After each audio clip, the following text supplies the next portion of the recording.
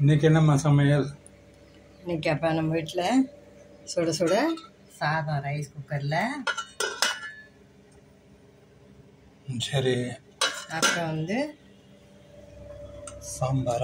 சாம்பார். இன்னைக்கு அவரைக்காய் இருந்தது, அவரைக்காய் பீன்ஸ் வீட்டில் இருந்தது, மிச்சம் இருக்க அப்படின்னு சொல்லிட்டு ஒரு 2 வெண்டைக்காய், அவரைக்காய், பீன்ஸு இதெல்லாம் போட்டு சூப்பராக சாம்பார் இன்னைக்கு. இப்போதான் இறக்கி வச்சிருக்கேன் சாம்பாரை. இன்னைக்கு சைட் டிஷ் வந்து ப்ரான் வறுவல், அருமையான ஒயிட் ப்ரான் வறுவல். ஒயிட் ப்ரான் தான் வந்து சூப்பராக இருக்கும், டேஸ்டியாக இருக்கும். ஒயிட் ப்ரான் தொக்கு மாதிரி ஒயிட் ப்ரான் வறுவல்